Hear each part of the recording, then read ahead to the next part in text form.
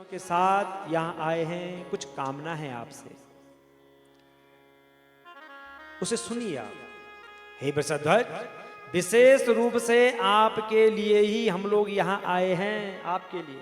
भगवान ने कहा मेरे लिए क्यों आए हो भाई तुम यहाँ, क्या करना है मैंने ऐसा जो मेरे लिए आए हो यहाँ। तो ब्रह्मा जी कहते हैं कि हे महेश्वर, कुछ ऐसे असुर उत्पन्न होंगे जो मेरे द्वारा मारे जाएंगे, कुछ भगवान विष्णु के द्वारा मारे जाएंगे और कुछ आपके द्वारा वध्य होंगे। आप भगवान शंकर की कृपा से ही देवताओं को सदा उत्तम सुख प्रदान होगा, नहीं तो नहीं होगा। आपके ही द्वारा सबका कल्याण होगा। घोर असुरों का विनाश करके आप जगत को सदा स्वस्थ एवं अभय प्रदान करेंगे। हे प्रभु, मैं एक स्त्री के साथ आपके लिए जो हमने सोचा है उसके लिए हम यहां आए हैं।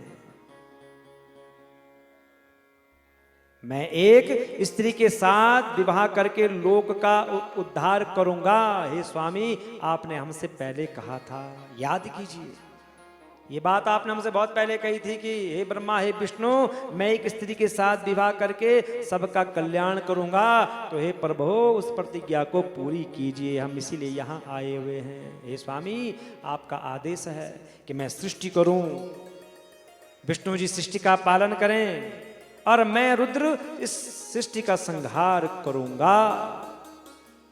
अतः अब आप लोक हित के कार्य में तत्पर होकर के एक कामनी को स्वीकार कीजिए।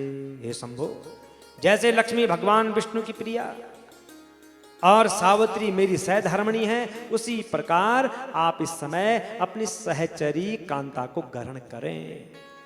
ब्रह्मा जी की बात को सुनकर के ईश्वर कहते हैं, हे ब्रह्मन हे हरे में ही युवाम प्रियतरो सदा दृष्ट्वा वाच ममानंदो भवत्यातितराम खलो।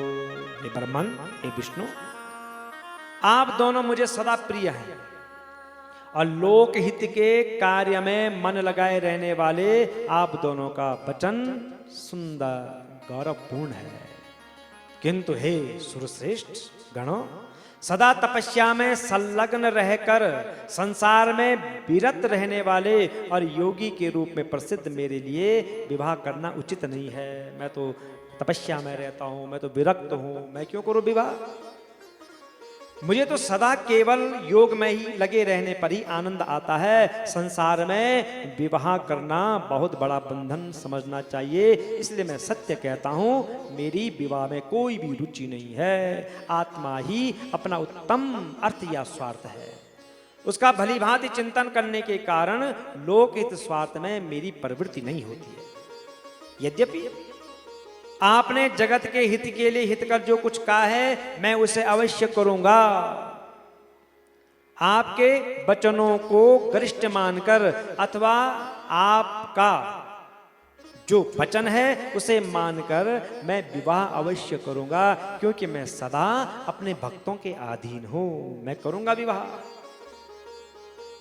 हे हरे, हे विधे, परंतु मैं जैसी नारी को प्रिय पत्नी के रूप में ग्रहण करूंगा और जिस शर्त के साथ करूंगा उससे सुनो। मैं ऐसे किसी को ग्रहण नहीं करूंगा, उसे सुनिए। मेरा वचन सर्वथा उचित है।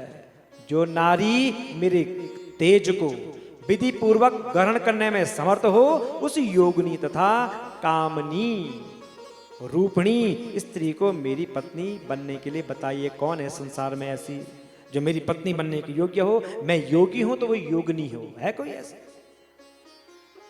वेद वेता विद्वान जिन्हें अविनाशी बताते हैं, उन ज्योति स्वरूप सनातन शिव तत्व का मैं सदा चिंतन करता हूं।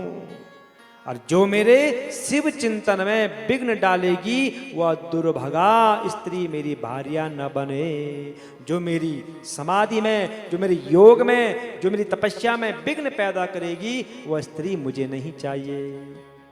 अतः आप लोग मुझे इस प्रकार की पत्नी बताइए जो सदा मेरे कर्म के अनुकूल चल सके। तत्रपेकम पणम में त्वं शृणु ब्रह्मश्चमा प्रति अविश्वासो मदुक्ते चैन्मया त्यक्ता भविष्यति। और हे ब्राह्मण, उसमें भी मेरी एक और शर्त है, उसे आप सुने। यदि उस स्त्री का मुझ पर और मेरे वचनों पर अविश्वास होगा तो मैं उसे त्याग दूंगा। जो मेरे वचनों पर विश्वास नहीं करेगी, जो मेरा कहना नहीं मानेगी, उसका मैं परित्याग कर दूंगा। उन रुद्र की बात को सुनकर के ब्रह्मा जी भगवान विष्णु मंद मंद मुस्कान के साथ मन ही मन प्रसन्नता का अनुभव किया और फिर विनम्र होकर के कहने लग गए, हे तात, आपने जिस प्रकार की स्त्री का निर्देश किया है वैसी ही स्त्री के विषय में आपको प्रसन्नता पूर्वक बता रहे हैं। हे प्रभु, वे उमा जगत की कार्य सिद्धि के लिए भिन्न भिन्न रूप में प्रकट हुई हैं। सरस्वती और लक्ष्मी के दो रूप धारण करके वे पहले ही प्रकट हो चुकी हैं। महालक्ष्मी तो विष्णु की कांता, सरस्वती मेरी कांता है और लोक हित का कार्य करने की इच्छा वाली अब हमारे लिए तीसरा रूप धारण करके वे प्रकट हो गई हैं। हे प्रभु, वे शिवा सती नाम से दक्ष पुत्री के रूप में अवतीर्ण हुई हैं। वे ही आपकी ऐसी भार्या हो सकती हैं जो सदा आपके लिए हितकारिणी है। वे